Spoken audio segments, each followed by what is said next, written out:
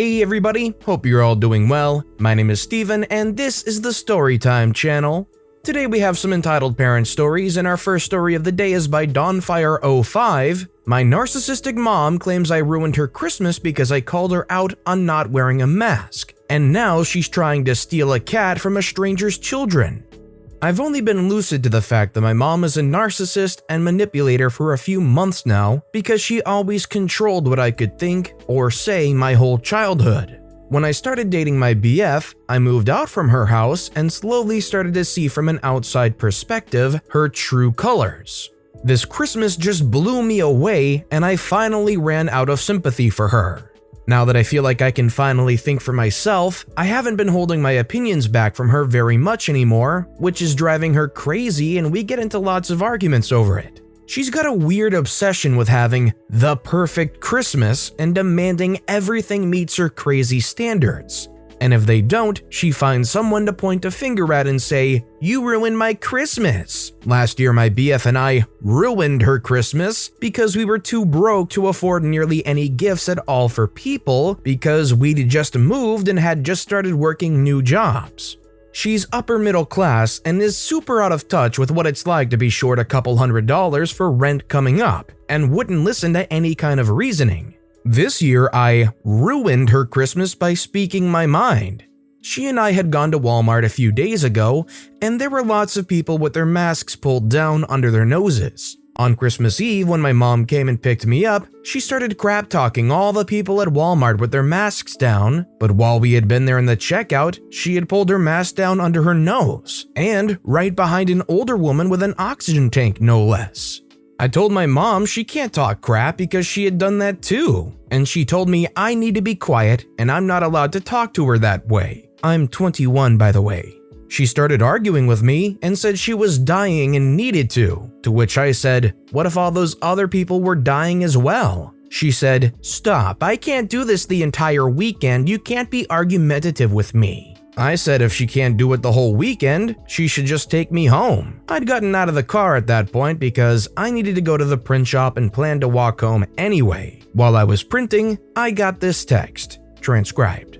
"You owe me an apology. You were pushy and argumentative from the minute you got in the car, and then speaking to me the way you did? No ma'am, that is not appropriate. There is a huge difference between me taking my nose out of my mask for 2 minutes when standing just with you, more than 10 feet away from any other people, and the multitude of people shopping shoulder to shoulder with their noses hanging out. Regardless of any of that, however, the way you spoke to me was rude and disrespectful and not acceptable. If you plan to treat me or anyone else that way tonight and tomorrow, then I'll take you up on your offer to just stay home. I've gone to a tremendous amount of effort and expense to make this time special for us, only to find myself sobbing and wishing I could just go to bed and not see anyone tonight. If you aren't ready to apologize and adjust your attitude, then I can just take you home and be done with it. I'm very upset and disappointed. I've been looking forward to this day for a long time. Now it's on the brink of being ruined." When I finally got to my mom's house, I'd been planning on not apologizing because I don't see a single reason why I should. But she never brought it up, and neither did I. She instead gave me the silent treatment all night long, and anytime I would try to talk to her, she just wouldn't respond, or she gave me very short, cold responses. That was okay though. I had a couple friends over, so I decided to enjoy my night and let her throw a temper tantrum. I think one of the craziest things my mom is trying to do though is steal a cat from 4 children she doesn't even know because she loves the cat. Simba, his real name and not the one my mom gave him, is this really sweet, fat, and playful indoor-outdoor cat. He showed up to my mom's house a few months ago and she gave him some canned food, and he'd been coming back multiple times after that and staying for hours at a time. She wound up putting a collar and tag on him, and she got a call from a man saying that she can't collar this cat because he's not her cat. It's his and his 4 kids' cat. My mom didn't care. She'd already decided that Simba just had to be hers. We don't know anything about the people who called other than the man's first name, that he has 4 kids, and that they have a cat. Beyond that, it's impossible to make any judgment calls.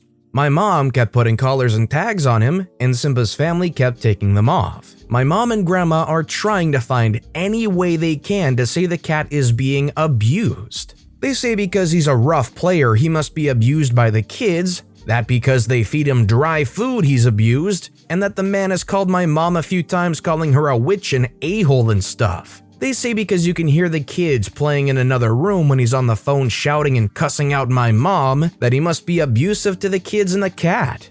I don't know about anyone else, but if someone kept trying to steal my cat, I'd probably have some choice words for them too.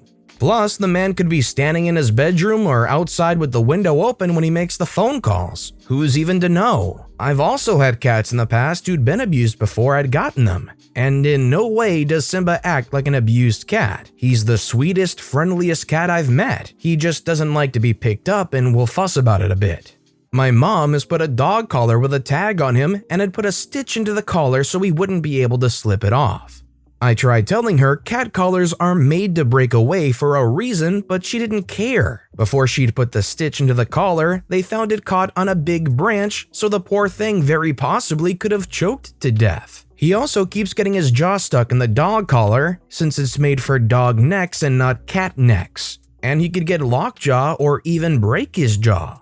My mom was super crazy when it came to Simba this Christmas. On Christmas Eve day, the man called and said he's going to make the cat an indoor cat because he's sick of her trying to call her his cat. He says when Simba disappears, his children get super worried, but my mom's convinced the kids don't care since the man has never put up a lost cat poster or anything. My mom was crying all night long about losing Simba and saying, "Oh, woe is me for not being able to ever see the cat I stole from the children ever again."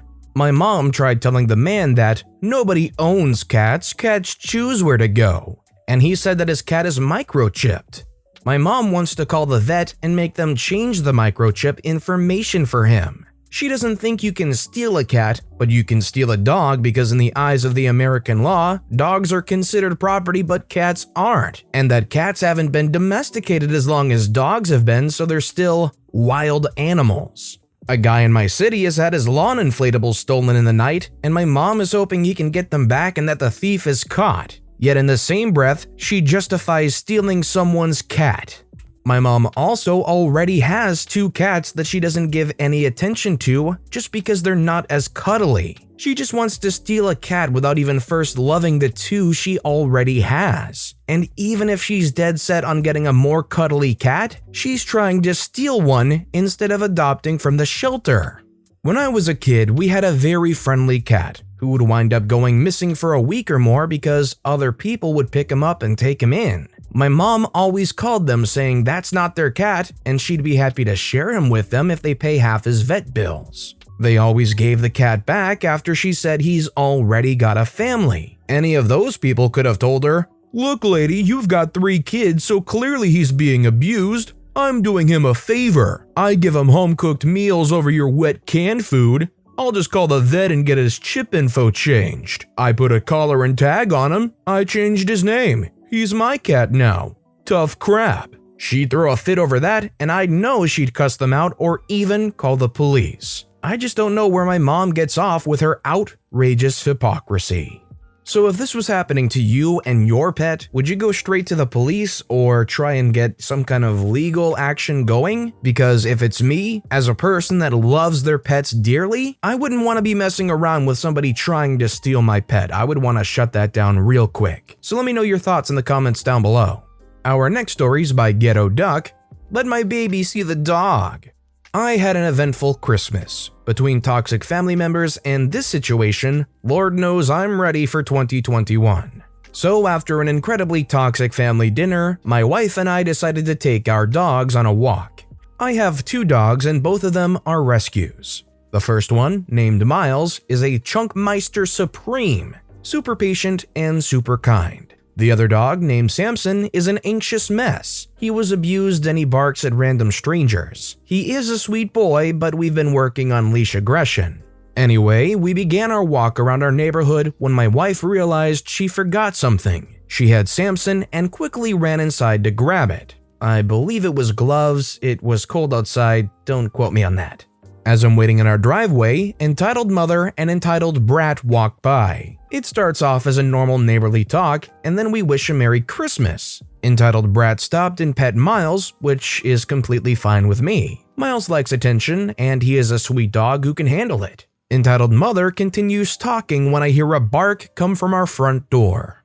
I turn, and my wife is standing in the doorway. She sees entitled mother and entitled brat and goes back in the house and waits for them to leave.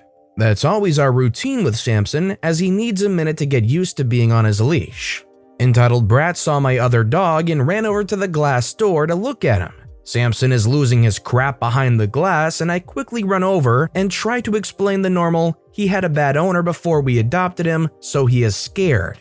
The kid didn't care. He wanted to see Samson, and he demanded to see him now. He put his hand on the doorknob to try and open it, and I lightly pushed his hand off it. The entitled mother ran over, and I expected her to explain to her kid why he couldn't just open up someone's door, especially during a pandemic, but instead she yells at me for pushing his hand off. I was taken aback, but apologized nonetheless. I just wanted them to get away from our door.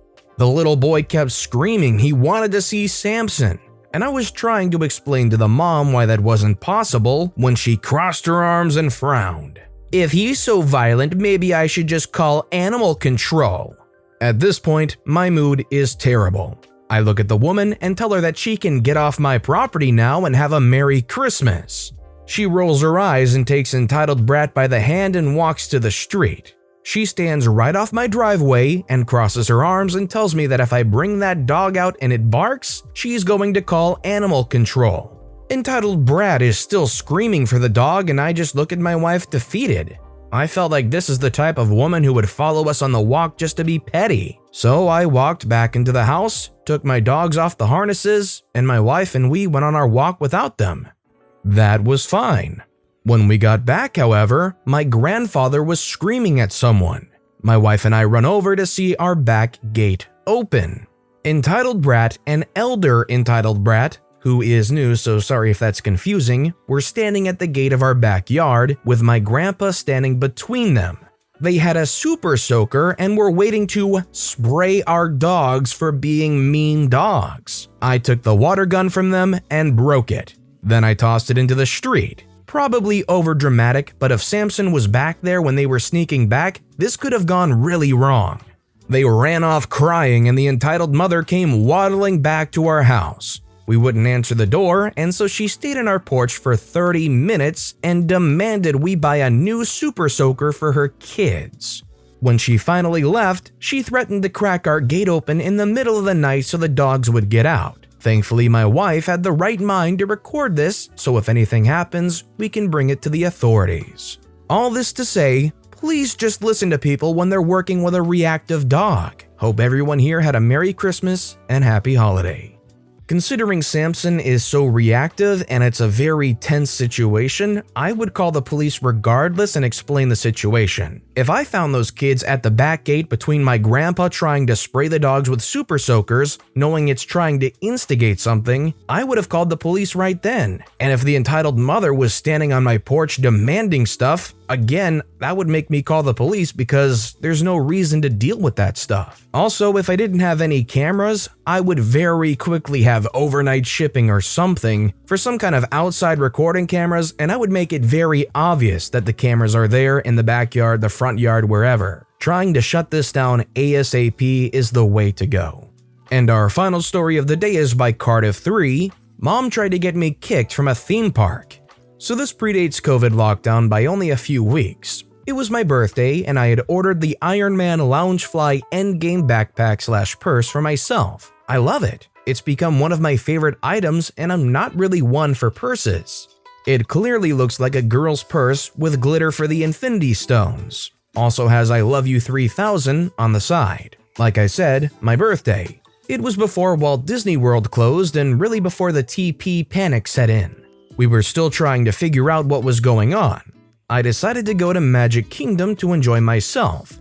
While there, I wore my purse. Waiting for the 3 o'clock parade, a little boy asked me if that was Iron Man on my backpack. I said yes, and we had a fun conversation about how awesome he, Iron Man, was. Parade starts and he runs off to his family a few feet away. Parade finishes and I head off. A little later, a random lady approaches me and starts talking about my bag. I explained how much it was and the website I got it from. She tells me her son loves it. I see the little boy from earlier talking with his dad. Neither are paying attention to me or the mom. She continues, and as it's clearly meant for a boy, ignoring all the glitter, I should let her have it for the 30 or so left on her gift card she shoves in my face. No, not in a million years, no. The normal entitled crap starts. Fear of a crowd being formed or being the next viral fight video, I roll my eyes and walk off. This enrages the lady. A little later, I get stopped by security. They wanted to get my side and let me know the family had been removed from the park. What I didn't know was a security guard had been watching. He watched me walk away and the lady grab her cheek and run to her husband in hysterics, claiming I slapped her. From what the guard said, it was a headache-inducing time dealing with them to the point they removed them from the park. Only reason I remembered was I had someone comment on my bag today and wish they could have it. That's actually one of the better endings I've heard in a little bit. A security guard comes up to you and says, "Hey, great news, you know that really annoying person that came up to you? Yeah, we kicked them out." I'd want to give the security guard a high five. Tell him he's doing a great job. Thank you for keeping Walt Disney World magical. But with that being said, that's all the time we have for today. So if you have a favorite story of the day, let me know which story and why in the comments down below. But besides that, if you enjoyed the video, please consider giving it a like. And if you haven't, subscribe and turn notifications on so you'll never miss an upcoming video. No matter what you do, whether it's just viewing the video, liking, subscribing, turning notifications on, I appreciate the heck out of it. Every little thing that you do helps the channel grow that much more, and I can't thank you enough for it. So until next time, I hope you all have a wonderful day, and I'll be right here next time on the Storytime channel.